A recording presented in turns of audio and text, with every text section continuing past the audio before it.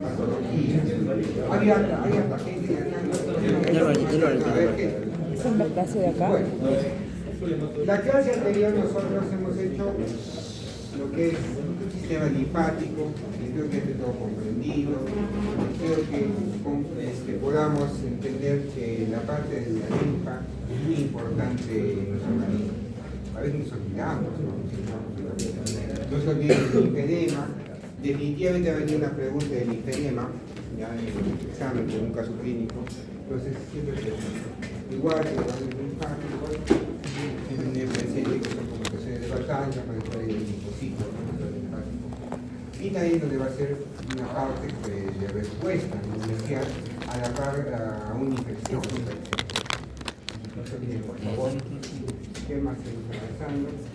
Que habla también de tejido asociado a mucosas, que es en la parte que dicen como el normal, ¿no? Que al final vamos a ver que también está asociado a neoplasias. Y ahí en la neoplasia interesante va a ser la que va a producir, por ejemplo, que es el coacertílico, justamente con la aparición de una neoplasia maligna en el estómago, por ejemplo, secundaria de infección. No es común, pero sí existe. Si ustedes van al hospital, por ejemplo, ahora, estamos colapsados, dice de paso. Hay cualquier cantidad de pacientes con neoplasia, pacientes jóvenes, entonces mucho cuidado.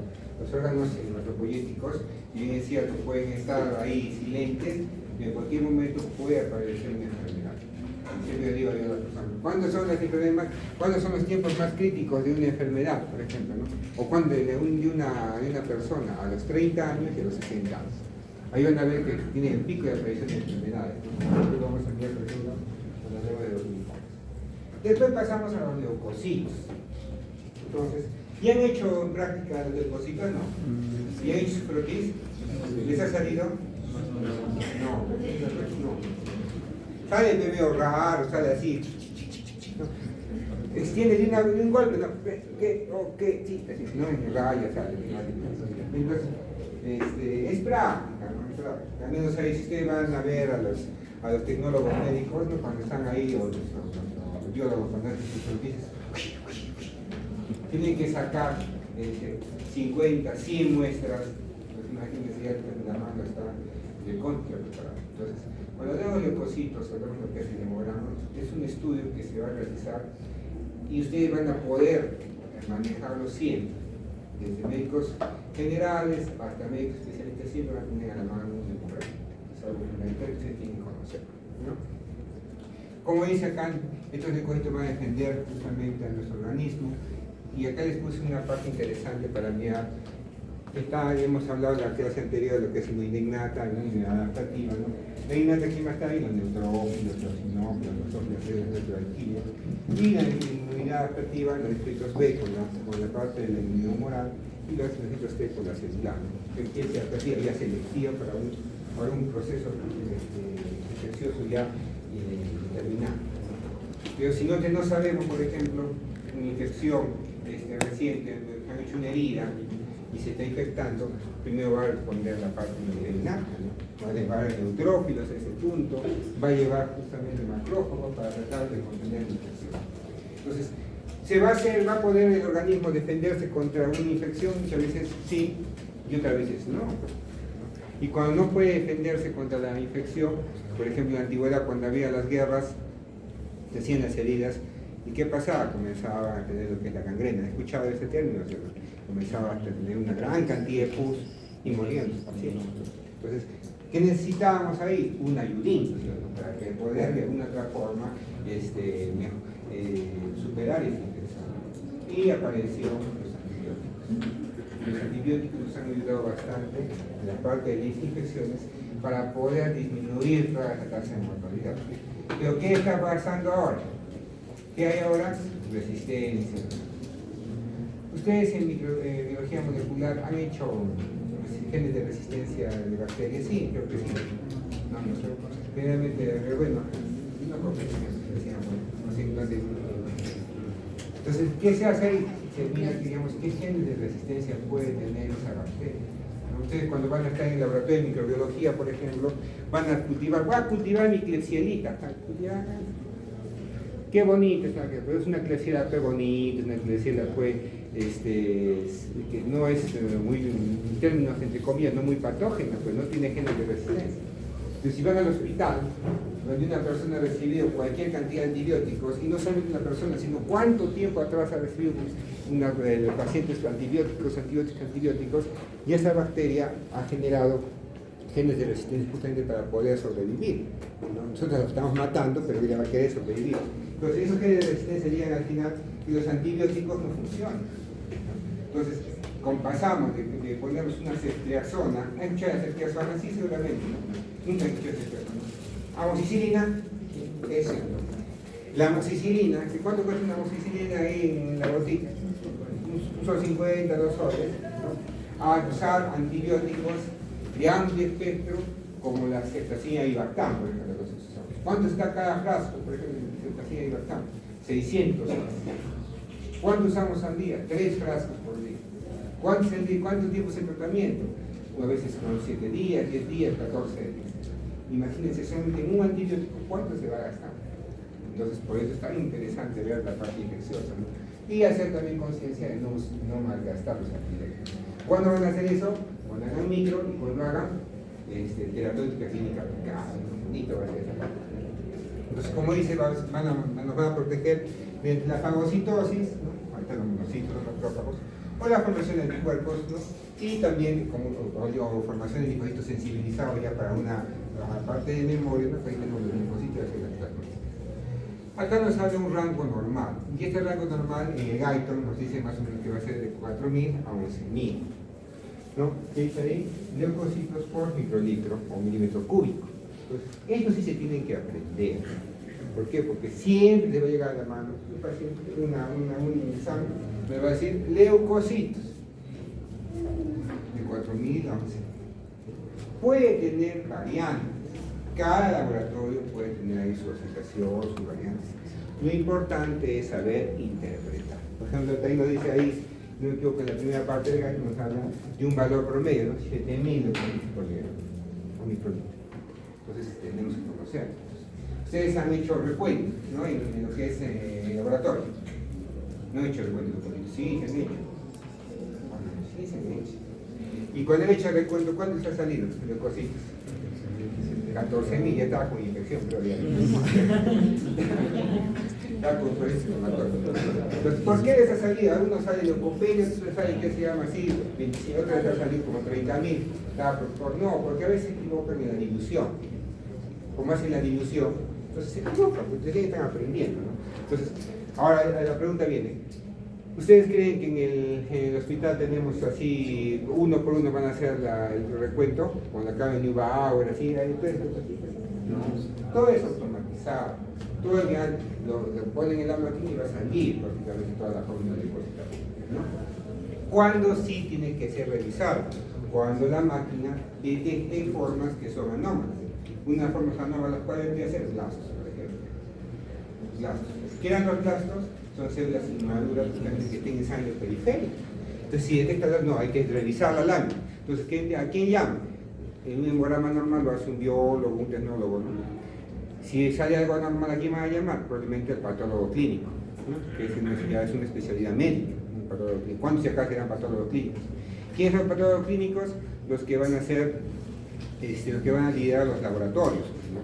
Un médico que está especializado en ver justamente sus exámenes.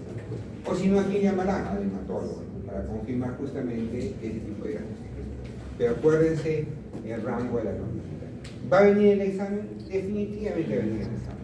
¿Qué viene en el examen generalmente? Casos clínicos con infecciones o neutropenias. Sí o sí va a venir, ¿ya? Y no solamente, acuérdense que los leucocitos no solamente se van a aumentar por una infección, sino también se van a aumentar por una inflamación.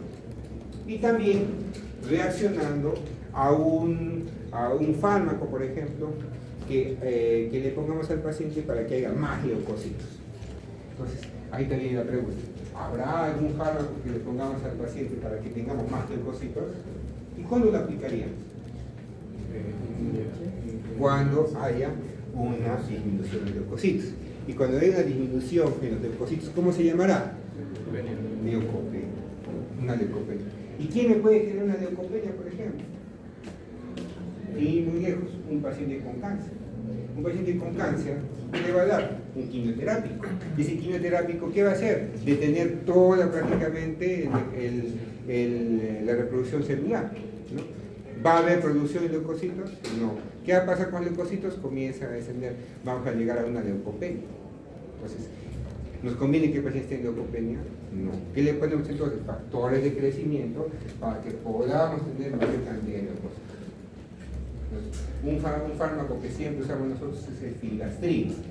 Ustedes van a ver, ¿han escuchado el filgastrina? Van a escuchar seguramente, van a estar tratando por pediatría, por oncología. ¿Qué es el filgastrina? ¿Qué quiere hacer?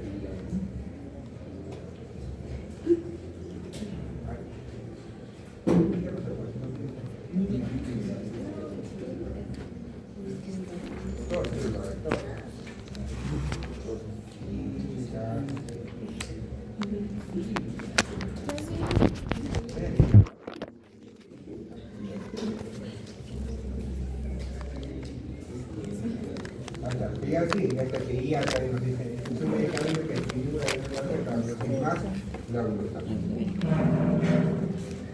Entonces, a veces los pacientes que están con quimioterapia, al tercer cuarto día que ya empieza ese efecto, ¿no? Cuando comienza a decaer los leucocitos, que le dicen, te voy a poner sus vacunas, no te van a poner sus vacunitas.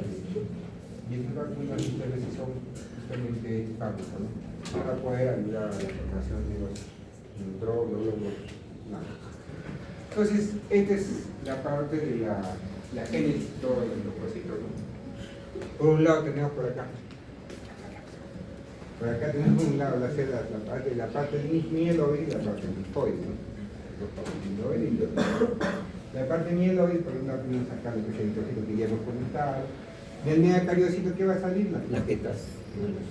Cualquier cosa que infiltre justamente la médula, que es una célula madre mieloide, va a disminuir, por eso disminuye los eritrocitos, porque produce anemia, disminuye la cantidad de megacariocitos, produce plaquetopenia, ¿no?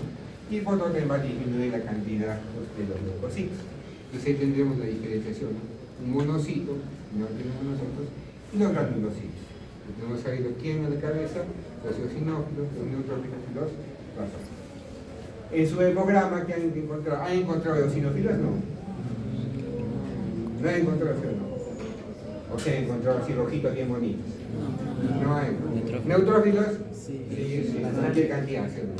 ¿Basófilos han encontrado? ¿O se han comido con linfocitos? Lo que sí han encontrado también son linfocitos, ¿no? Los linfocitos. ¿Los monocitos han encontrado? No. Algunos sí, algunos no. Pero los que son más difíciles de encontrar para decir bingo, ¿cuál va a ser? Los sinófilos. No hay los sinófilos. No. Dependiendo, ¿no? La otra vez, por ejemplo, encontramos en prácticas cualquier cantidad de eosinófilos, ¿no? Y tenía el paciente, tenía una de sus compañeras tenía alergia. Entonces, era asmático, me acuerdo. Ni siquiera era de medicina, era de farmacia, me enseñaba farmacia. Y él me encontró, había personas. Y no una persona normal, poquito de personas, ¿no? Entonces acá tenemos, acuérdense que los granulocitos y los monocitos van a tener una maduración en la médula ósea, y por otro lado los linfocitos y las células plasmáticas, después de maduración justamente va a ser órganos linfóides. Y los órganos linfóides tenemos los ganglios linfáticos, el vaso, las placas de pelo, los intestinos. Entonces acá tenemos la parte mieloide y la parte linfóide que llevamos. De la parte mieloide, ¿no? Por un lado va a tener la parte de los megacariocitos, y por otro lado que vamos a tener la diferenciación en cada uno de los granulocitos, de ser los sinófilos, los neutrófilos, y de acuerdo a ello va a tener una vida, un tiempo de vida más o menos en la sangre. Los granulocitos, ¿cuánto tiempo más o menos pueden vivir? De 4 a 8 horas. ¿No? Entonces, ¿por qué sería interesante saber que estos granulocitos pueden vivir de 4 a 8 horas? Dentro de los granulocitos, ¿quién está? El neutrófilo, ¿no? Entonces, imagínense que este neutrófilo, vamos a ver más adelante, que se va a aumentar cuando tengamos un caso de inflamación o infección. Entonces, si yo hoy día tomo un hemograma, capaz me sale con 70% de neutrófilos. Pero si yo comienzo a empeorar mi neumonía, por ejemplo, que vamos a ver en el respiratorio, Mañana, ¿quién se va a variar más? ¿Los linfocitos, los eosinógenos? ¿Quién se va a variar más? Probablemente los neutrófilos. Al día siguiente, el hemograma, 16.000 leucocitos. Neutrófilos, 80%. Cuando hay mayor cantidad de neutrófilos, ¿cómo se llama? Cuando hay muchos neutrófilos, cuando hay menos neutrófilos, neutropenia. Y cuando hay muchos neutrófilos, neutropenia. Cuando hay neutrofilia, pues decimos, hay algo, hay una inflamación o hay una infección. ¿De qué va a depender saber si es una infección o una inflamación? Del cuadro clínico, ¿no? Si ahorita yo me caigo de la grada hasta abajo y me saca un hemograma, ¿cómo va a estar yo? ¿Inflamado o infectado? Inflamado. ¿Cómo tendré capaz un hemograma con neutrofilia, un hemograma capaz con 16.000 leucocitos, ¿no? Leucocitosis, pero no es una infección. Pero si yo estoy ahorita tosiendo y estoy con fiebre, me saco un hemograma de 16.000 leucocitos, ¿será inflamación o será infección? Es una infección. Y si están en duda si es una infección o inflamación, ¿qué solicitan? Que mucho que nos ayuda bastante. Una prueba que se llama procalcitonina. ¿Se acuerdan de la procalcitonina? Es para diferenciar. Nos va a ayudar. No es el gol estándar, pero nos va a ayudar. Si usted está con un antibiótico, por ejemplo, con antibiótico, y ven que el hemograma está medio raro, pero ¿quién le da? Ya no tiene fiebre, pero el hemograma está medio raro, puede ser que sea propio del paciente. ¿Quién le va a ayudar a determinar de suspender o no suspender el antibiótico? La procalcitonina. Si la procalcitonina está elevada, ¿qué quiere decir? Que todavía hay infección. Si la procalcitonina está disminuida, podemos decir que no hay infección, que es por otra posibilidad a causa de la fiebre, del hemograma que está medio, que se llama elevado. ¿Estamos claritos? Monocitos, miren, pueden ser de 10 a 12 horas y pueden llegar hasta meses, justamente, ¿no? Al final se pueden convertir en lo que son los macrófagos. Y los linfocitos semanas y meses. Semanas y meses, ¿por qué? Porque van a llevar a tener el paciente un estado de memoria inmunitaria, no justamente los linfocitos, que sea el T o el B. Sigamos avanzando. Y acá tenemos lo que han visto, ¿no? En el laboratorio. ¿Así los han visto bien bonitos? No, pues no. Sí, ideal, pues ideal. Entonces, esta fórmula que nos dice Gaito, ¿no? La cantidad, ¿no? Por porcentajes que nos da cuando ustedes han hecho la discriminación, ¿no? De neutrófilos, eosinófilos, como una, igual que cuando están haciendo el escrutinio, ¿no? Apretan, va aumentando progresivamente la cantidad de porcentajes. ¿Han hecho el hemograma ustedes en el laboratorio? Sí o no. ¿Han utilizado el contador? Entonces van, de acuerdo a lo que miden, van apretando, ¿no? Hasta llegar a 100. Y ahí decimos justamente tantos hay de neutrófilos, tantos hay de eosinófilos, tantos hay de basófilos. Han hecho lo que han hecho en práctica. Entonces, eso de acá, generalmente va a ser la constitución de lo que es el hemograma. Esta fórmula es fundamental que se aprenda. Tienen que sí o sí aprender, porque toda la vida les va a acompañar la composición. Esto nos trae el Gaito, ¿no? Igualito, cuando ustedes van a tener un examen de sus manos, van a tener, acabo de decir, el valor normal. 50-70, va a venir cada uno con su valor normal. Lo importante es que ustedes puedan interpretar. Pero esto, ¿quién predomina entonces? Los neutrófilos, después vienen los linfocitos, y ya viene la cantidad de los monocitos, los inflamatorios. Pues como son 2.3% de todas las células, muy pocas células han visto lo que son los eosinófilos. Entonces, vamos con el principal. ¿Cuál es el principal? Los neutrófilos, que pueden ser de dos tipos, ¿no? Los segmentados y los que son encallados, que casi no usamos el término encallado, aunque es una literatura muy pues encallados, lo usamos nosotros como abastonados. ¿Han visto abastonados sus compañeros? Probablemente no han visto mucho, pero no, si no ha estado con una infección, probablemente poquitos han visto. Si ha estado con una inflamación, con una infección, van a ver más que se llama abastonados. Entonces, estos abastonados, estos encallados, son formas, como dicen, maduras, ¿no? Jóvenes, ¿no? No tan llamadas, jóvenes, ¿no? Al final de cuentas, ¿por qué? Porque van a salir en respuesta a una inflamación. ¿Se acuerdan cuánto duraba la cantidad de tiempo de los neutrófilos más o menos, los granulocitos?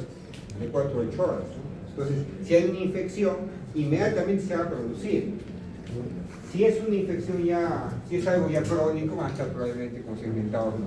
Si es algo agudo, vamos a tener la parte de los neutrófilos encallados, los abastonados. Entonces, para una infección, para mirar si está yendo bien o está yendo mal una infección, ¿qué tomarán en cuenta? ¿La cantidad de neutrófilos segmentados o los de abastonados? Si yo hoy día tenía 0% de abastonados y mañana tengo 10% de abastonados, ¿se preocupa o no se preocupa? Algo está pasando, ¿no? Algo está llevando inflamación, está llevando a la infección. Entonces, ahí viene el término que se llama lo que es desviación izquierda. ¿Qué se llama desviación izquierda? Cuando hay mayor cantidad de neutrófilos jóvenes circulantes. ¿Y cuáles son los neutrófilos jóvenes circulantes? Los abastonados. Cuando comienza a aumentar la cantidad de abastonados, ya decimos que hay una desviación izquierda. ¿Cuánto más o menos? Más de 500, por ejemplo, que vamos a encontrar absoluto de abastonados en sangre. Comienza a aumentar la cantidad de abastonados. Entonces probablemente decimos es una desviación izquierda. ¿De qué nos va a hacer, qué nos va a decir que tiene el paciente? Que puede ser que tenga una infección aguda, ¿no? Una inflamación, como dice, o una respuesta medular aumentada. Una respuesta medular aumentada, ¿cuál sería entonces en todo caso? ¿Cuál podría ser, por ejemplo? Que yo le ponga ese factor de crecimiento para que haya mayor granulocitos, por ejemplo, el gastrín, por ejemplo. Le pongo el filgastrin, va a haber mayor cantidad de neutrófilos en callado. ¿Por qué? Porque está produciéndose más. Pero porque hay una infección, no, porque yo estoy estimulando justamente que se produzca más, ya que el paciente saca una neutropenia, por ejemplo, secundaria de una quimioterapia. ¿Está clara esa parte? ¿No se van a confundir? No. Yo ahorita veo a nivel de examen, sí o sí, de acá vienen unas 3 o 4 preguntas. Los linfocitos ya hemos dicho que está relacionado con la inmunidad adaptativa, ¿no? Entonces, ahí podemos tener el paciente con infección con VIH activa. ¿A quién va a atacar? A los CD4, hemos dicho, ¿no? Entonces, aquí va a atacar, va a hacerlo desaparecer probablemente. ¿Cómo están los linfocitos? Vamos, el paciente va a tener una linfopenia.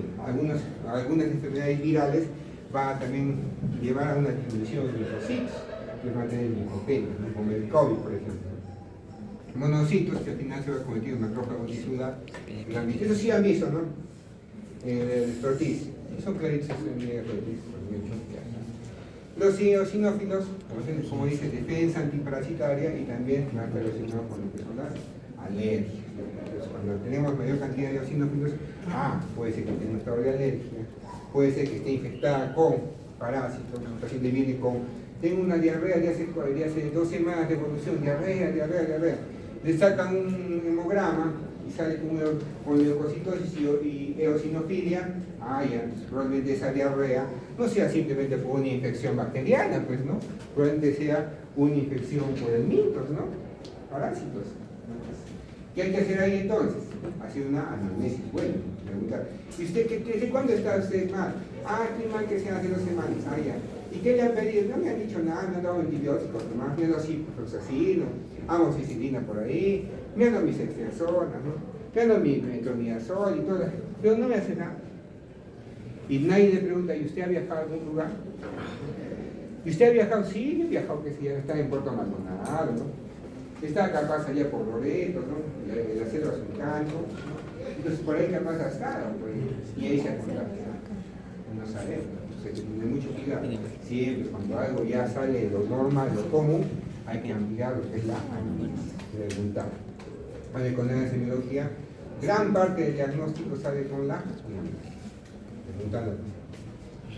Y por último tenemos los basófilos, ¿no? que están con los que van a tener histamina, también heparina, ¿no? Y están relacionados con la alergia, con la reacción alérgica inmediata, ¿no? Una gran liberación de histamina. ¿Qué era la histamina?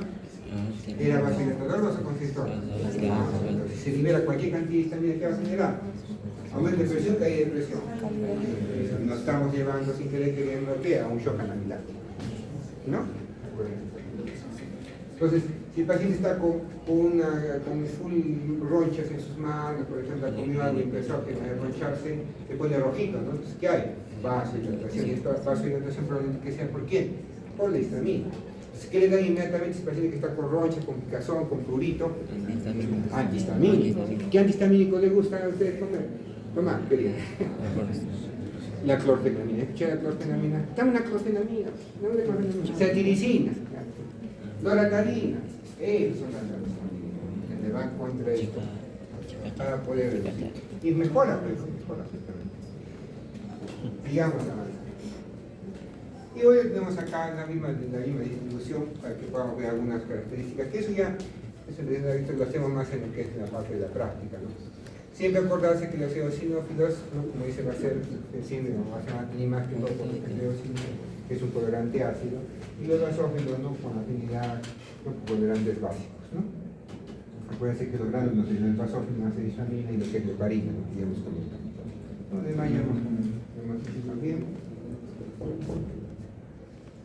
¿Están? Y en el examen ustedes han dicho que le van a tomar en prácticas. Van a tomar por reconocer el leucocito, ¿no? Ahí se toma para reconocer el leucocito, ¿no? Teoría. Así que una flechita. ¿Qué es ese? ¿No?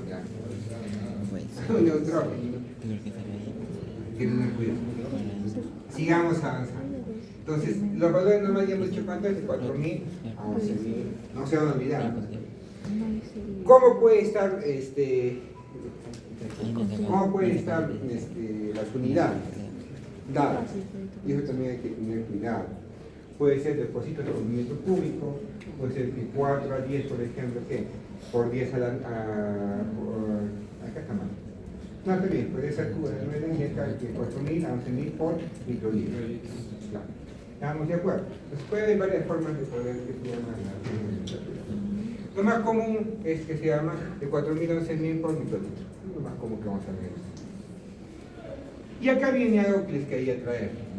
Cuando aumenta prácticamente los leucocitos, ¿no? Ahí tenemos un CIRS, que es el síndrome de respuesta inflamatoria sistémica. CIRS. ¿Ha escuchado este nombre? Van a ver que este nombre lo utilizábamos anteriormente, por ejemplo, en lo que es en el diagnóstico de sepsis. Ahí está con CIRS, ¿no? ¿Qué decir? ¿Por qué lo traigo a cotación? Porque vean, miren, síndrome de respuesta inflamatoria sistémica. ¿Qué quiere decir? Que hay una inflamación sistémica. Cuando hay una inflamación sistémica, nos dice que es infección. No, sí que es inflamación. Pero esa inflamación también puede ser, ¿por qué? Por una infección. Entonces, por eso, si teníamos un CIRS, que ahí estamos a hacer los criterios, y teníamos un foco séptico, digamos, tiene estos valores, y tiene, digamos, acá en mi pierna está todo con pus, ahí sí va a ser prácticamente esta inflamación, sería inflamación producida por una infección. ¿Ya? Pero, ¿por qué les traigo esto? Porque miren cómo se comporta. Este CIRS, respuesta inflamatoria sistémica, ¿qué contempla? La temperatura. ¿Y esa temperatura cómo puede ser? Mayor a 38 o menor a 36. ¿Qué quiere decir? Que tengamos hipotermia o tengamos una fiebre. El paciente que está con infección, por ejemplo, ¿qué tiene generalmente? Fiebre, 40 de temperatura. ¿No? Escucha en una parte del COVID, ¿cuánto tenía temperatura? 39, 40. ¿No? Cuando aumenta la temperatura, ¿qué aumenta también? La frecuencia. La frecuencia cardíaca más de 90. ¿Qué también aumenta también? La frecuencia respiratoria, más de 20. Pues algo está inflamándose en el cuerpo, pues aumenta la frecuencia cardíaca, aumenta la frecuencia respiratoria. ¿Cuál es la normal frecuencia respiratoria más o menos? De 12 a 14. Entonces, más de 20, o sea, ¿qué quiere decir? Que el paciente tiene una taquipnea, ¿no? Y esa taquipnea, si lo vemos más allá, si el paciente está con una sepsis, está con una inflamación sistémica, probablemente el paciente también que está en una acidosis metabólica, ¿sí o no? Y una acidosis metabólica, ¿cómo se compensa la acidosis metabólica? Con una alcalosis respiratoria. ¿Cómo hago una alcalosis respiratoria? Aumentando la frecuencia respiratoria. ¿Y lo llevo a qué? A una respiración de Usman. Y acá tienen lo que les traigo a cotación, los leucocitos. Los leucocitos puede ser mayor a 12.000 o menor a 4.000. ¿Qué quiere decir? Menor a 4.000, ¿qué se llamará? Leucopenia. Y mayor a 12.000, leucocitosis. Pero solamente eso no, sino también que tenga el paciente neutrófilos inmaduros. ¿A qué se llaman neutrófilos inmaduros? A los abastones, a los que son encallados, los abastonados. Más del 10%, porque lo saben, no un síndrome de respuesta sistémica. ¿Estamos de acuerdo? ¿Se van a olvidar? Entonces, esto puede ser tanto por una inflamación, digamos una pancreatitis, o como una infección, por ejemplo un shock séptico o una neumonía. ¿Ya? Sigamos avanzando. Acá está. Y otra cosa interesante de conocer es el recuento absoluto. ¿Qué quiere decir? Una cosa es el porcentaje. Ustedes cuando han hecho la parte de su como una máquina escribe, ¿no? Sonó, ¿no? Ya, pues, llegó al 100. Muy bien, han hecho eso. Entonces, ese es el porcentaje. ¿Qué también viene en el hemograma? También viene la parte de la cantidad absoluta. ¿Qué quiere decir? De los leucocitos totales, digamos, que sea, digamos, 10.000 leucocitos. 10.000 leucocitos por metro cúbico. Neutrófilo es 62%. ¿Cuánto es entonces la cantidad absoluta de neutrófilos? 6.200. ¿Estamos de acuerdo? Entonces, ¿para qué me sirve esa cantidad? Porque también lo dice en el libro, ¿no? ¿Para qué me sirve? Para poder ver patologías, como por ejemplo las neutropenias. Y acá, cuando hablamos de neutropenia febril, por ejemplo, nos habla de una cantidad absoluta de neutrófilos. ¿Cuál es normal? De 2.000 a 7.000. Pero cuando ya comienza a caer más los neutrófilos, va a haber problemas. Porque los neutrófilos se van a encargar de qué? De la fagocitosis. ¿Se van a encargar de qué? De la inmunidad innata. ¿Qué quiere decir? Que van a proteger contra cualquier bicho, contra cualquier bacteria que probablemente ni siquiera la conozcamos. Y si no tenemos esa defensa, simplemente nos infecta, comienza a hacer feria con nuestro cuerpo y nos vamos a morir. Para eso sirve, ¿no? Entonces acá viene recuento absoluto normal, ¿no? Células por microlitro. ¿Cuántas células hay? ¿Qué quiere decir dónde se ha desglosado eso? De la parte del porcentaje. Del porcentaje, y vemos la cantidad de leucocitos total. Entonces, de neutrófilos, ¿cuánto tenemos? De 2.000 a 7.000, inscritos de 1.000 a 5.000, y acá tenemos los eosinófilos de 50 a 500, por ejemplo. Y acá viene por eso algunos acartes que siempre tenemos que conocer. Neutrofilia, cuando hay infección de bacterias, por ejemplo. Neutropenia, ¿cuándo va a tener una neutropenia? Porque hemos hablado de la quimioterapia. Solamente la quimioterapia no, por eso otro ejemplo, ¿cuál es? La aplasia medular. ¿Qué es aplasia medular? Que la médula ya no quiere funcionar. ¿Y quién puede tener una aplasia medular? Hay que tener cuidado. Hay muchas personas que están sujetas o están sometidas a radiación. Hay que tener mucho cuidado. Entonces, por eso que cuando son radiólogos acá, les van a pedir permanentemente a ustedes para poder sacar con el porcentaje de radiación por el IPEC, ¿no? Entonces, ¿qué les dice? Hagan hacer un hemograma constantemente. ¿Por qué tengo que ver el hemograma? Para ver cómo está su célula, la médula ósea, ¿no? ¿Qué pasa si ya comienza a tener plaquetopenia, comienza a tener 90.000 plaquetas, 10 de hemoglobina, leucocitos en 2.500? ¿Sabrá que tiene algo? No, capaz está normal, porque con 2.500 todavía no llega a neutropenia, todavía estoy bien. Con 90.000 plaquetas, todavía no hago sangrado, estoy tranquilo, ¿no? Pero capaz ya hay un poquito de aplasia, hay un poquito de daño medular. Y al final, si sigue trabajando, simplemente va a llegar a una aplasia total y al final a la muerte, es mucho peor. ¿Qué más? Infecciones virales puede llevar justamente a neutropenia. Fármacos. Los fármacos, hay algunos fármacos que nos pueden llevar a aplasia medular y también nos pueden llevar a granulocitosis. ¿Qué quiere decir? Que no hay formación de granulocitos. Por ejemplo, ¿quién tenemos ahí? Tenemos a los, al metamizol. ¿Recuerdan el metamizol? La antalgina para la fiebre. Ese metamizol, esa antalgina para la fiebre, nos puede dar una granulocitosis. ¿Y por qué no lo usamos acá? ¿No? Porque no se ha demostrado que haga mucho ese efecto adverso acá en nuestra sociedad, pues no en nuestro medio. Pero en la parte que se llama nórdica, Estados Unidos, Europa, a ver, encuentren un metamizol. No hay. Si ustedes miran que sea en la literatura, no habla del metamizol. Habla para la fiebre, ¿cuál? El paracetamol. ¿No? Pero no habla del metamizol. ¿Por qué? Porque es causa estreñente, es causa mal, no les puede llevar a esa granulocitosis. Luego, como nosotros somos fuertes, seguimos usando, pero si pues, nos damos cuenta puede llevar ese tipo de problemas. Otro fármaco, por ejemplo, que nos puede llevar ese tipo de problemas es, ¿cómo decían esto? Cloranfenicol, por ejemplo. ¿Se acuerdan del cloranfenicol? ¿Nunca lo han visto? Capaz ni lo van a mirar. Yo sí lo he visto todavía. El cloranfenicol era un fármaco que se utilizaba bastante para lo que es la salmonelosis. escuchado esa metodología? Sí, he escuchado. Entonces se usaba bastante. Inclusive hasta lo último he visto a un otorrino hacer un lavado de toda la, inyectaba por acá por el superior del diente una aguja, ¿no? Para entrar a lo que es el seno maxilar, y le hacía el lavado con clorafenicol, con una sinusitis crónica, por ejemplo. Entonces era un buen antibiótico. Pero ¿qué pasa? Que puede generar este tipo de problemas. En serio. Sigamos avanzando. Y acá tenemos algo que tenemos que conocer, lo que es la neutropenia febril. Como es una emergencia médica por algo riesgo de sepsis. Ahorita vamos a mirar más tarde. Y eosinofilia, ¿cuál vamos a tener? Por ejemplo, parásitos, asma, rinitis alérgica, dermatitis atópica, reacciones de hipersensibilidad, y algo que no olvidé poner acá, también en vasculitis. Hay vasculitis que también tienen gran cantidad de eosinofilia. ¿Cómo se diagnostica entonces esas vasculitis? Haciendo una biopsia. Es una biopsia, por ejemplo, del vaso y encuentra una infiltración de full neutrófilo, de full eosinófilo. Entonces probablemente sea una vasculitis secundaria a una eosinofilia. ¿Estamos avanzando? Y acá viene el cambio, conteo absoluto de neutrófilo. Entonces lo que hemos visto, ¿no? ¿Cuánto el total de leucocitos es neutrófilo? Ese es prácticamente lo que es el canteo absoluto de neutrófilo, la cantidad absoluta de neutrófilo.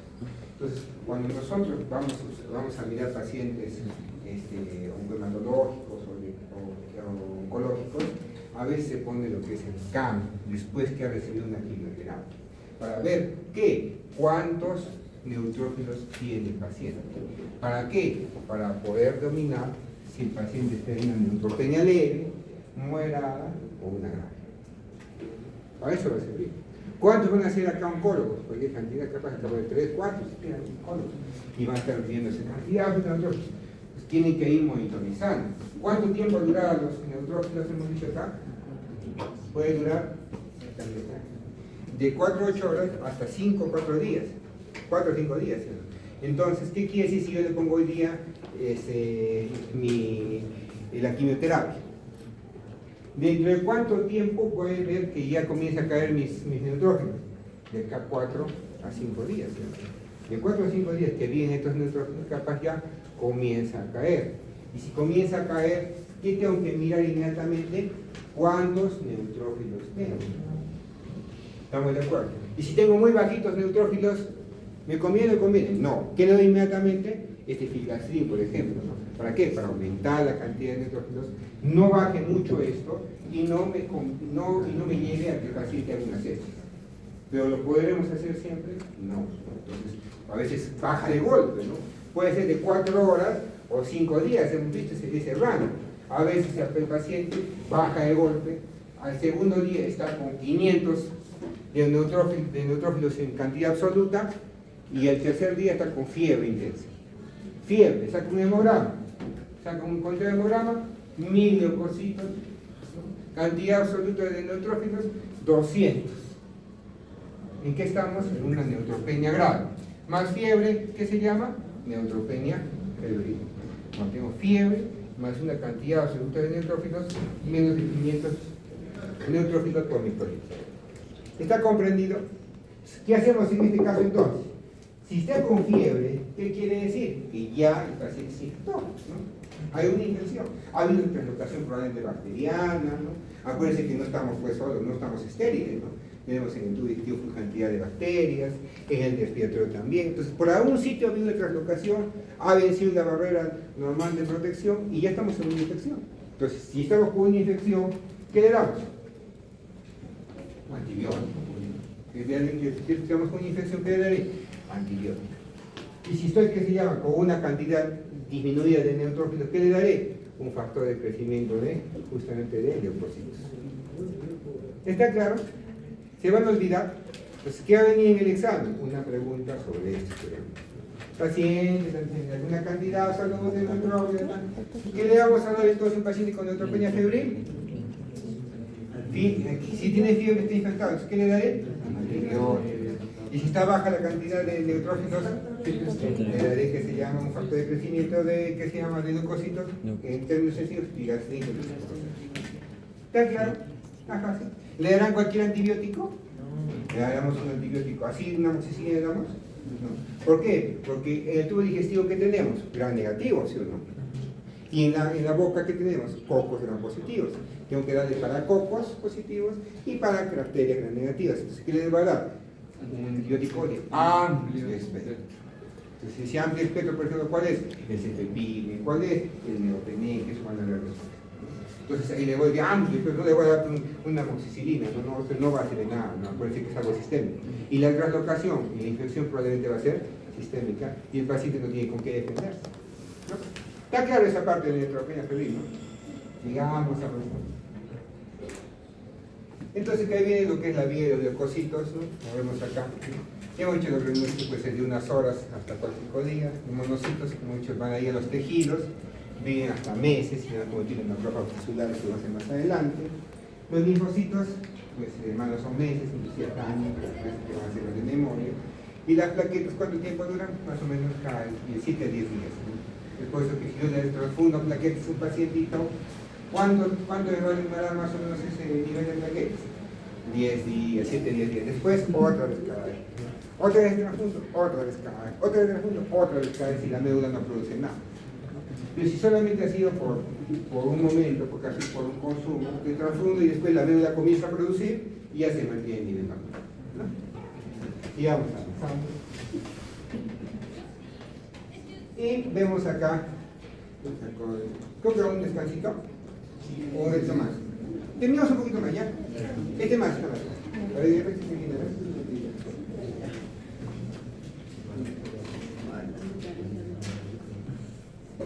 aquí no falta mucho, ¿no?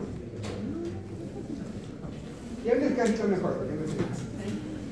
Acomodar esta parte. 5 minutos.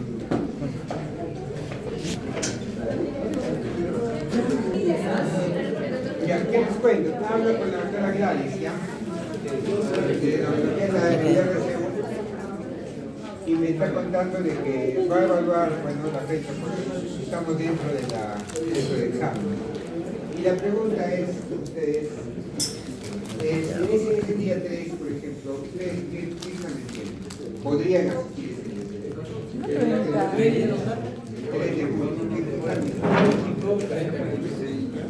¿Podrían asistir? Ah, coaching, ¿no? ¿O sea, con coaching? No. ¿Qué cosa con coaching? Hay una actividad por el coaching. No, sí. Porque nuestro examen es el día 6, ¿no? O sea, queda con lo que hemos dicho. Si quieren queda ahí. Bueno, va igual, lo están evaluando y ya nos dirán cómo va a ser. Continuemos. Entonces,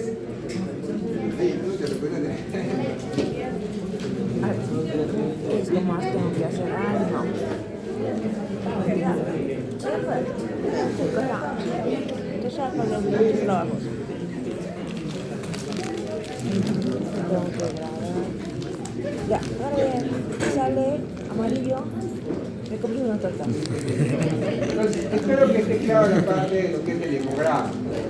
Cuando sube, cuando aumenta, cuando decimos que hay neutropenia, cuando hay neutrofilia, toda esa parte. Sí va a venir preguntas de ahí, siempre bien, siempre. No se confundan, por favor, ¿ya? Igual, de conteo absoluto, sí, a veces también, si me toca la parte inicial, hacer las preguntas, generalmente tomo eso, ¿no? No sé qué parte me tocaba hacer ese examen. Lo que me debe tocar la primera parte, pero no sé, entonces, igual, ya les voy a comentar. Sigamos avanzando. Entonces, cuando hablamos ya de una inflamación, por ejemplo, acá nos habla de lo que es la migración del neutrófilo, ¿no? Justamente al área de... Mira, lindo.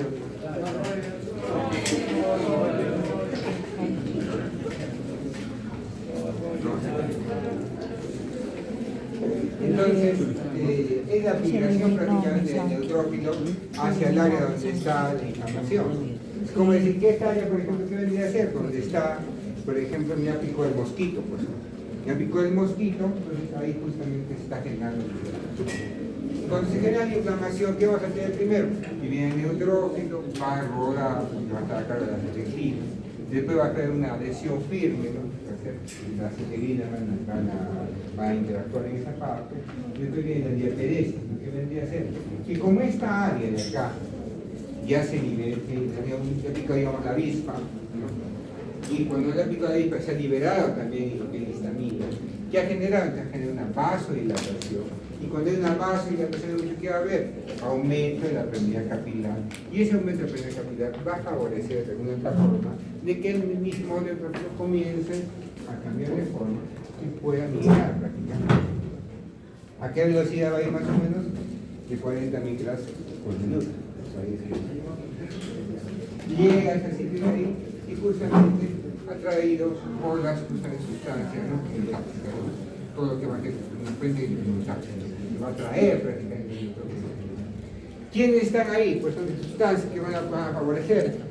¿Se acuerdan del C5A? ¿Qué es el C5A? ¿Se acuerdan? Complemento. Parte de complemento, muy bien, parte de complemento. Y se acuerdan que les dije que se estudien eso porque justamente está relacionada a qué? A la quinotaxia en el hidrolina 8, los cuatrienios, toda esa parte nos va a llevar, que va a traer prácticamente todo ese punto de que el conteo del neutrófilo, la parte de los órganos linfáticos, de lo que está en la sangre, que va a ir justamente a la conversión del monocito macrófago, de los neutrófilos, ¿cómo se llama el sistema retículo endotelial? ¿Cuál es el nuevo nombre que generalmente ahora se está poniendo? Que es el sistema fagocítico móvil. También se llama. Pero es el sistema retículo endotelial. Vamos avanzando. Y al final tenemos también que los neutrófilos van a hacer lo que es la fagocitosis. ¿Quién va a hacer la fagocitosis?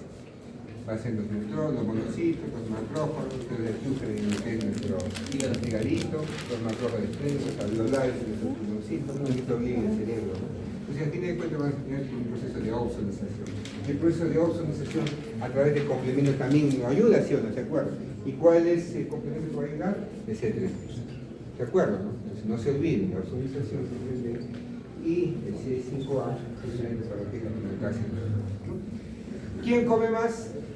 Como dice acá, el macrófago va a comer mucho más bacterias, 100 bacterias más o menos. En cambio, que un neutrófilo que come 20 bacterias. Entonces, la cantidad prácticamente de ozonización que va a tener. Entonces, como dice acá, matan las bacterias tanto por fagocitosis como por sustancias oxidantes, el cloruro de sodio, el dióxido de hidrógeno. Acá los anticuerpos justamente cuando llega el complemento ingresa y al final se va a generar la lisis de esa bacteria. Entonces, eso es la felicidad, ¿no? Viene la bacteria, el microbio, bien ingresa a la parte de la célula y lo mata y ya está. Entonces ahí venció prácticamente la infección. Pero siempre va a pasar eso. No siempre va a pasar. ¿Por qué? Porque a veces este microbio ingresa acá y no lo va a matar. Al contrario, este microbio lo mata a él. Entonces, como lo mata al neutrófilo, lo mata al macrófago, entonces va a liberar mayor cantidad de sustancias. ¿Saben qué? Estamos perdiendo la guerra. Más quinotaxia, más neutrófilos, y llega el neutrófilos, y mueren, porque la bacteria es mucho más resistente, y al final, si mueren cualquier cantidad de neutrófilos, en ese lugar, ¿qué se va a formar? Pus. La pus. Lo que es justamente toda la parte del como un cementerio de bacterias. Ay, no sé, que es la pus, cementerio de neutrófilos y macrófagos. Cualquier cantidad de neutrófilos muertos. ¿Por qué? Porque no han podido vencer a la bacteria. Entonces, ahora que están en lo que es viendo microscopios, también se ven con la microbiología. Es interesante, han hecho un frotis de la pus, interesante, ustedes ahí se miran bonitos los neutrófilos, bien bonitos. Cuando hagan la parte de definiciones en microcargas, si tienen algunos de ustedes tienen un granito, una espinilla, hace un frotis justamente de esa espinilla y lo tiñe, lo hace tinción, que es la tinción, y van a ver bien bonitos esta parte. Los neutrófilos bien segmentados, bien bonitos, de ver que sean un poquito de la pus. Diferente completamente al frotis de los años. Se puede decir que la pus, neutrófilos y neutrófilos muertos, entonces ahí viene una máxima biotecnica de lo que es infecciones. ¿Ustedes creen esa pus que se va a acumular, digamos, en el hígado, se va a acumular y acumular una pus, y ese acúmulo de pus, ¿a qué va a llevar? A formar un absceso. ¿Qué es el absceso? Entonces, un acúmulo de pus en un lugar puede ser en la piel, un absceso pequeñito que ustedes siempre todos hemos tenido, que es en la piel, ¿no? Un granito, una espinilla que se ha infectado, un acné, entonces es un microabsceso. Entonces, a fin de cuentas, ¿cuál es la solución para ese acné cuando está infectado? Simplemente solito, ¿qué hace? Eclosiona. Y una vez que eclosiona, dicen, no, ya se liberó el dolor. Porque después que eclosionó, simplemente se redujo y simplemente también ya desapareció. Entonces, ahí viene la máxima medicina, ¿no? ¿Qué es la máxima medicina? Absceso drenado, absceso curado. Entonces, eso se sigue utilizando. ¿Qué quiere decir? Si ustedes tienen un paciente que tiene un absceso hepático, un absceso en cualquier lugar, le den antibióticos como cancha, le den cualquier cantidad, va a poder salir esa materia que está ya desorganizada, que está con muertos electrógenos, con bacterias, y va a poder. No, pues. ¿Cuál es la única opción? Drenar. Entonces, si son cirujanos, ¿ustedes qué van a entrar? Van a entrar a sala y van a hacer el drenaje de ese absceso, esa colección. Y también acá debe ser realmente radiólogos intervencionistas. ¿Qué van a hacer? Si es muy complicado entrar a ese lugar, ¿qué van a hacer? A través de la ecografía van a punzar con un tubito, ya con una sonda probablemente, y van a sacar hacia el exterior para que salga la pus hacia afuera. Entonces, ¿cómo se llama eso? Un drenaje percutáneo. Puede ser drenaje percutáneo, ecográfica, con tomografía, probablemente, o también puede ser un drenaje quirúrgico. Pero lo importante es drenar ese absceso. Si no lo drenan, ¿se va a mejorar? No se va a mejorar. Y muchas veces están con abscesos y no se quiere drenar, ¿no? Que falta una cosa, no que está con el hemograma, está muy séptico, no que el paciente está muy inestable, está con un shock refractario, entonces no lo puedo mover, no lo aguantar, así que claro, no aguantar, primero mejóralo y después le entramos a operar, dicen. ¿Qué va a mejorar? Pues no te va a mejorar, pues está con el absceso ahí, no va a mejorar, pues simplemente tengo que sacar ese absceso para poder. ¿Se puede decir cuál es? Absceso drenado, absceso. Entonces ya hemos visto el sistema articuloepiteliano, este es los monocitos macrófagos, que son los monocitos, los macrófagos, los macrófagos, el mioma ósea, el vaso, el linfático, todo eso va a generar el sistema articuloepiteliano, que nos va a defender justamente por eso, ¿no? Históricamente, pues se denominó el sistema reticuloendotelial, actualmente el término aceptado es sistema fagocítico mononuclear. Eso es prácticamente lo que seguimos avanzando. Entonces hemos dicho que en la piel y en los tejidos tenemos también los histiocitos, que también vendrían a ser justamente parte de los macrófagos que van a atacar, porque no van a defender contra estas bacterias, contra estos microbios. Y la parte de hielo que tenemos, que siempre preguntan en los exámenes, les gusta preguntar, en la parte de los hígados. ¿Qué haremos cuando nosotros hagamos la parte de gastro? Seguimos avanzando, hemos dicho lo que es la inflamación. Acuérdense que en la inflamación tenemos una vasodilatación, ya sea por muchas sustancias, una entrega de histamina, ¿no?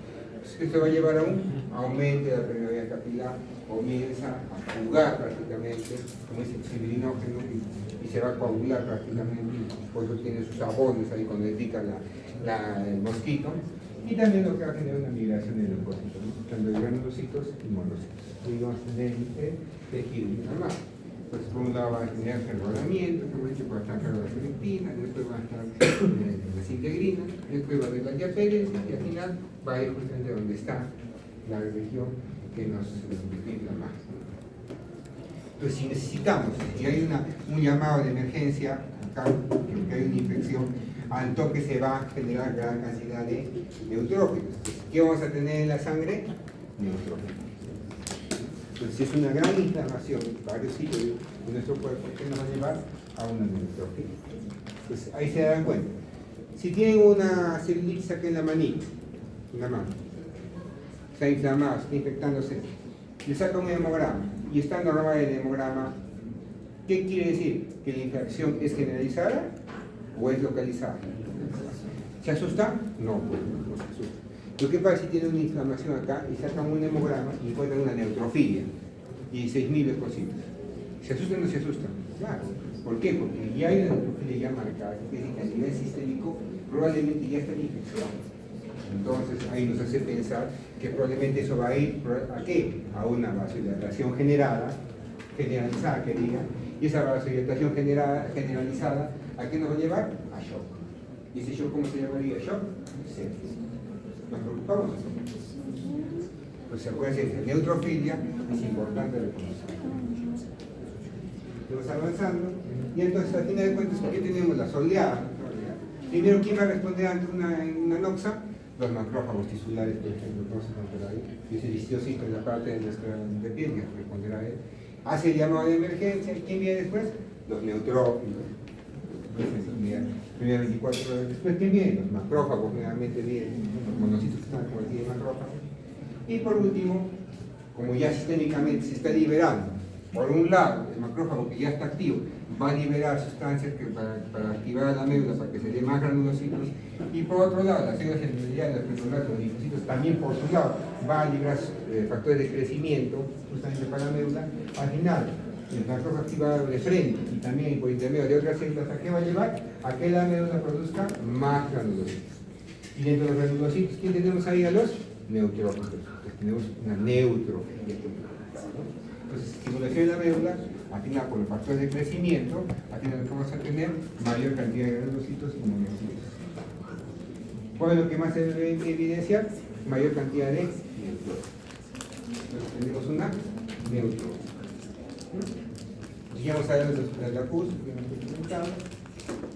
y al final tenemos algunos recapitulos interesantes, ¿no? Lo que es leucopenia, que nos habla también del cáncer, leucopenia, leucemia. Primero comenzamos. Leucopenia, ya hemos hablado de menos cantidad de leucocitos, puede ser por una baja producción, ¿no? ¿Cuándo tenemos una baja producción, por ejemplo?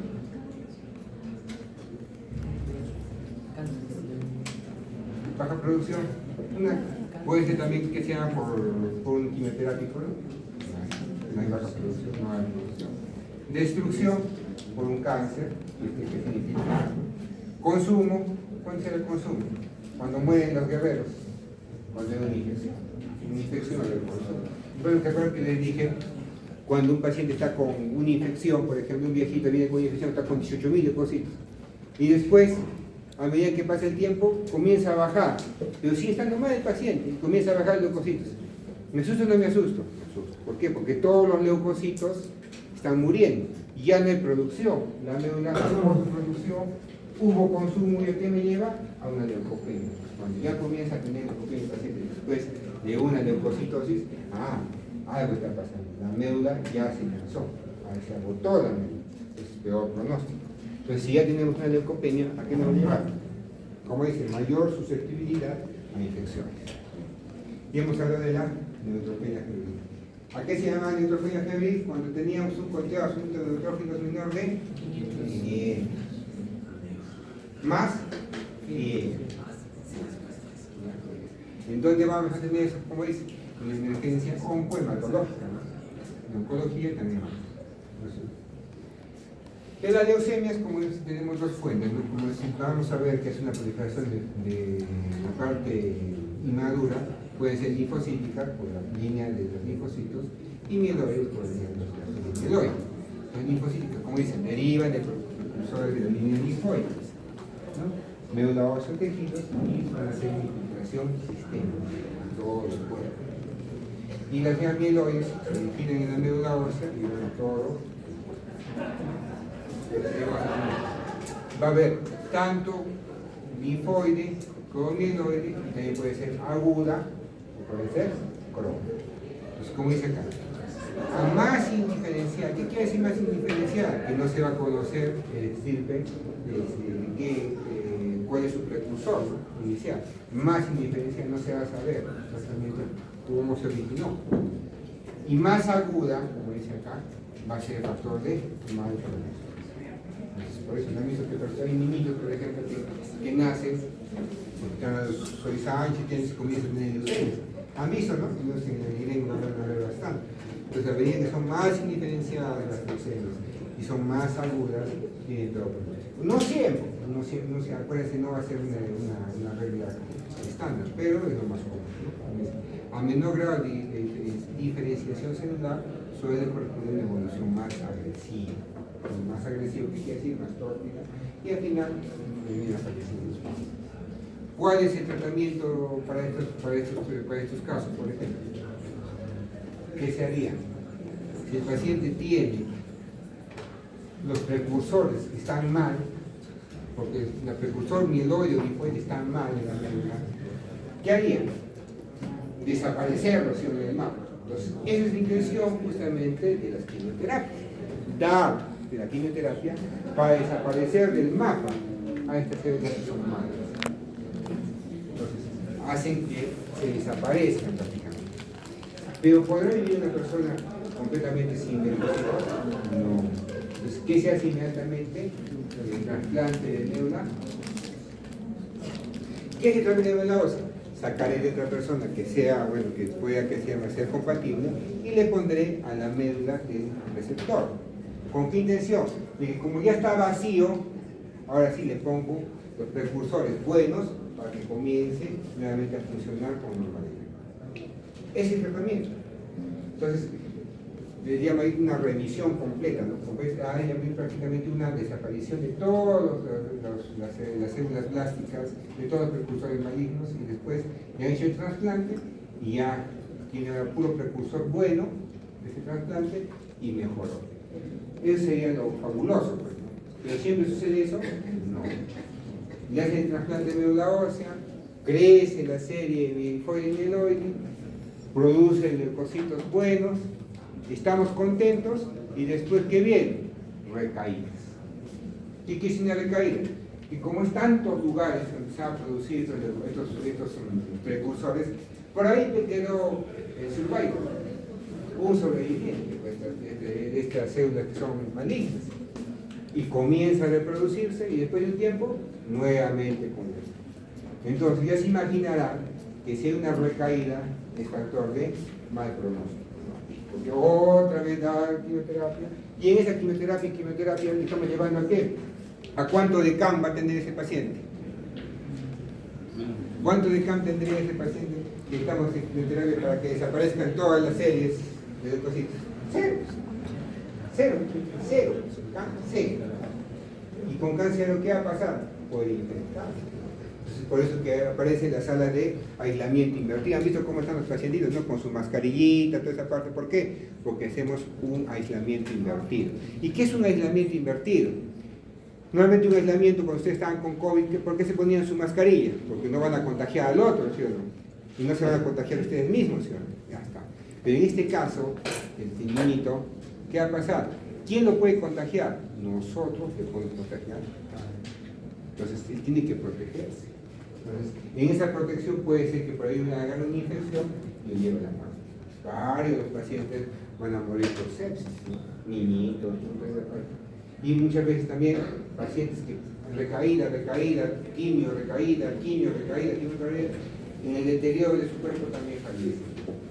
¿Está clara esta parte del manejo de leucemia? En grandes rasgos, no te van a llevar todo un curso. Por otro lado, ¿qué vas a generar? Como dice, como va a haber infiltración, va a haber un crecimiento de estas células malas en la médula ósea, por ejemplo, van a generar dolor al infiltrar huesos. Como comienzan a crecer en las formas de medida, infiltran huesos y generan dolor. Tendencia a infecciones, porque va a haber menos cantidad de leucocitos buenos. Anemia, ¿por qué habrá anemia? Porque desplazan a la serie buena, justamente que produce los eritrocitos. ¿Y por qué habla hemorragia? ¿Por qué? Acuérdense que no va a haber, va a desplazar, ya no va a haber megacariocitos. Y si no hay megacariocitos, ya no hay plaquetas, ¿qué va a haber? Hemorragia. Debilitamiento por consumo del cuerpo, pérdida de peso, fiebre, astenia, dinamia, y el paciente progresivamente puede salir. Sigamos avanzando.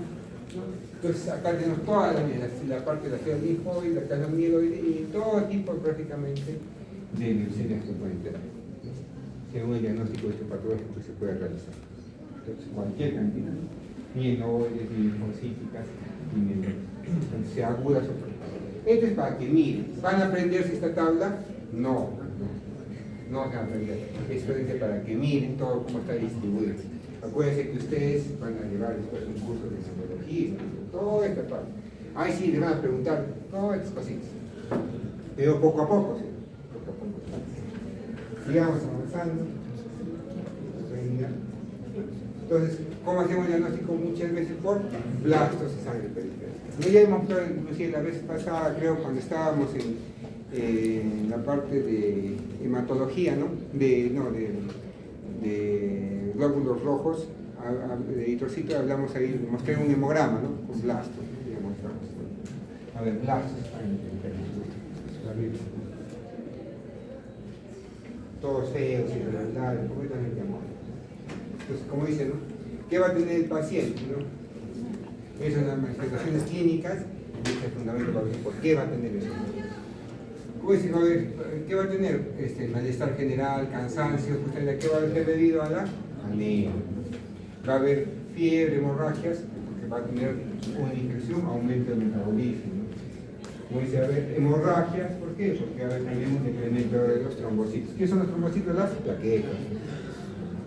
Dolor en los huesos. ¿Por qué hablo de los huesos? Porque la infiltración ósea, ¿no? Superióstica, ¿no? Acuérdense que lo que duele en el hueso, ¿cuál es? Es el periósteo.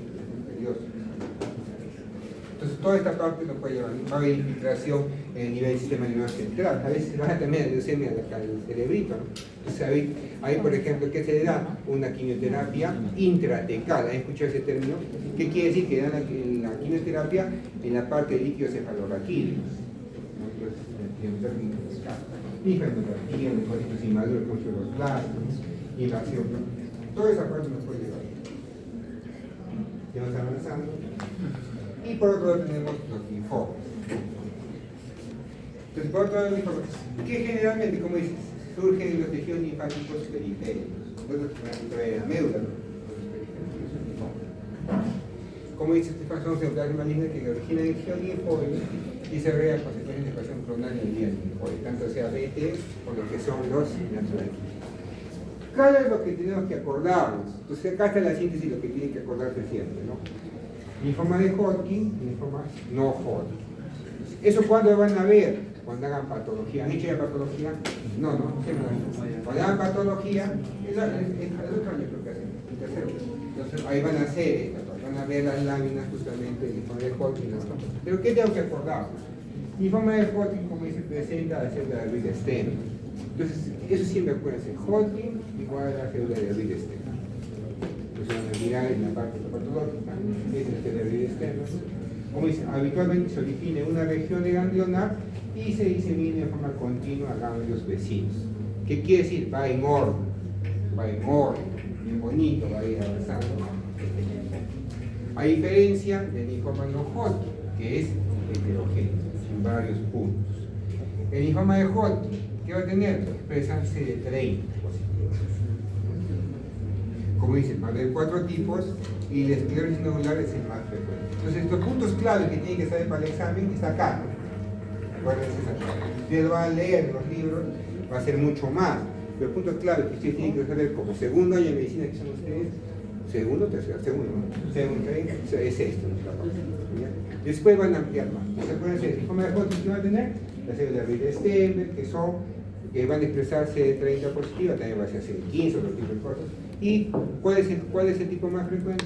Esclerosis. Va en orden y en desorden. En orden, es homogéneo, pero se elimina de forma continua, progresivamente. ¿Quién es heterogéneo? El no Hodgkin. Es heterogéneo. Se origina en varios lugares, ¿no?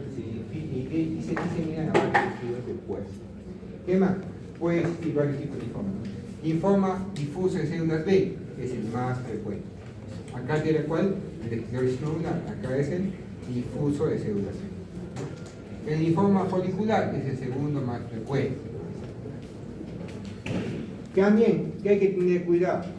Pues, se relaciona con infecciones. ¿Qué infecciones? En el sentido de Epstein-Barr. En Epstein-Barr, por ejemplo, ¿qué nos va a dar? El linfoma de Burgos. Entonces, eso pregunta en el examen, ¿no? Infección por el virus de Epstein-Barr, ¿qué nos va a dar? Linfoma de Burgos. Infección por el Helicobacter pylori, ¿qué nos va a dar? ¿Se acuerdan que les comentamos, no? ¿Qué nos va a dar? El linfoma mal. El linfoma asociado al tejido linfático, asociado a mucosas. ¿Dónde generalmente vamos a tener este problema de linfoma mal? En el estómago. Ahí va a ser mucho más grande. Y entonces acá vemos la cuadra de diferencia. Me gustó este cuadro de trayectoria sintética. ¿Qué tengo que mirar acá? ¿Qué va a tener el paciente? El paciente va a tener los síntomas B. Eso sí tienen que acordarse, porque cuando hagan semiología siempre te le van a preguntar. ¿Qué son los síntomas B? Temperatura más de 38. Entonces, ¿se acuerdan cuando hemos estado hablando de la fiebre? ¿La fiebre solamente da por infección? También da por inflamación, también da por vasculitis, también da por alguna enfermedad inmunológica y también da por cánceres, por neoplasias. Entonces, no es que tenga 38 de temperatura porque esté infectado, sino por la misma neoplasia genera justamente un aumento de la prostaglandina E y al final de cuentas nos da una fiebre.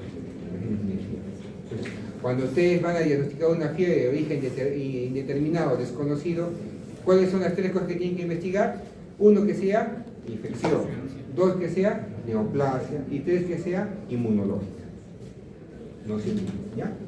Disminución de peso, un síndrome consuntivo, se va consumiendo, entonces que toda la parte metabólica se vaya a crecimiento justamente clonal de estas células y no justamente crecimiento normal, y va a haber sudoraciones nocturnas, son los síntomas.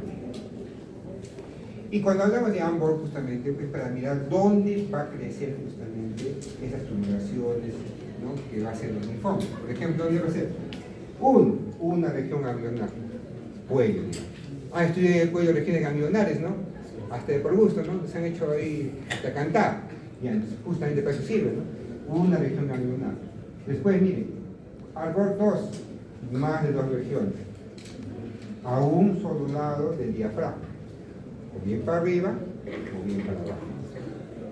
Ambor 3, afección de ambos lados del diafragma. ¿Qué quiere decir? Tiene una tumulación acá arriba y otra, por ejemplo, acá en la parte abdominal. Arriba y abajo. Estamos empeorando el pronóstico, ¿no? 4, diseminación a distancia, invasión extra, o sea, por todo lado prácticamente. Encontramos por todo lado.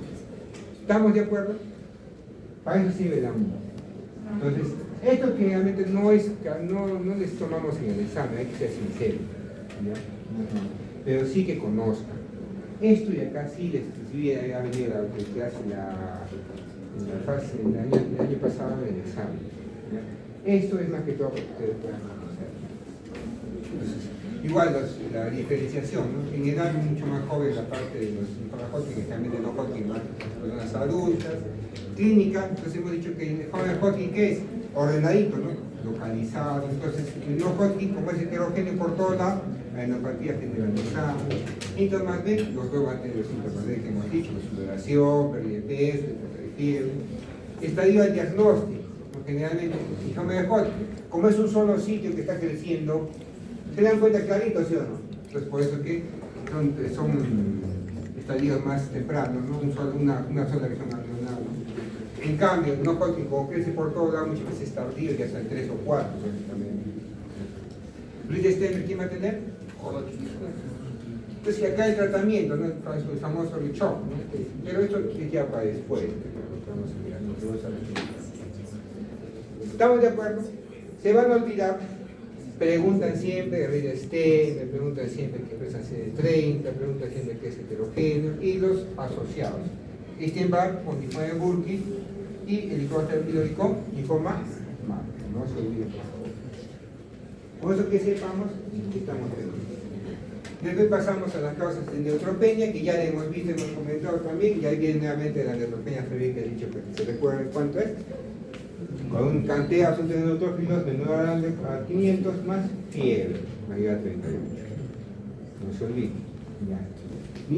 Nos importa saber que ese paciente tenga una infección urinaria, tenga una neumonía, no. O sea, simplemente si tiene esto, ya tengo que arranjar antibióticos, ¿no? Ya tengo que arranjar antibióticos. Se supone que con esa cantidad tan mínima de leucocitos, ya pues está porque sea por un lado infectado, ¿no? Que después sí, le vas a pedir cultivo, vas a pedir seminario, para mirar si hay infección urinaria, le vas a pedir una placa, todo sí. Lo más importante es que si yo no le arranco antibióticos a este paciente, se vaya al shock séptico y nadie lo va a salvar. Causas de neutropenia. Solamente, ¿qué puede llevar a esa neutropenia? Congénita, neutropenia neonatal, neutropenia cística, neutropenia, bueno, son algo congénitas, adquiridas, autoinmunitarias, ¿no? Secundaria, pues mire, el mismo lupus sistémico nos puede llevar a una neutropenia. Secundarias de infección, cuando ya se agota la médula, ¿no? ¿Qué más? Relaciones con fármacos. Acuérdense que los fármacos también nos pueden llevar a una aplasia medular, una disminución de la producción. Acá apoptosis acelerada con ¿qué se llama? La clozapina, por ejemplo, antipsicótico. Fármacos quimioterápicos que hemos hablado con el cáncer, ¿no? Depresión de la neuralgia. ¿Qué más tenemos acá? Radioterapia de neuralgia. También, estamos irradiando la médula, puede generar el cáncer. ¿Solamente por radioterapia, por digamos, como tratamiento? No. Si ustedes son radiólogos y ustedes no se cuidan, también van a malograr su neuralgia. Y tumores cancerosos hemáticos, ¿no? Puede llevar. Puede ser, si comienza a crecer, imagínense que comienza a tener una leucemia. 200.000 leucocitos, todos son blastos, va a haber campo para que pueda producir neutrófilos buenos. Entonces, si vemos el conteo, nada, 0, 0, 0, 200.000 leucocitos, neutrófilos 0, 0, 0, 0, blastos 99%, terrible, todos son blastos. Y al final tenemos que es un mieloma múltiple. ¿Hay qué mieloma múltiple? Es otro tipo de neoplasia, como dice acá. Es neoplasia maligna de células plasmáticas derivadas de los linfocitos B. Si es linfocitos B, células plasmáticas, ¿qué va a producir? Anticuerpos. Producción sin regulación de inmunoglobulina, anticuerpos monoclonales. ¿Qué proteína está ahí a la cabeza? La proteína M, que es una clásica. ¿Y qué tipo es la proteína M? Es una IgG, el 60%. Un 60% va a ser una IgG.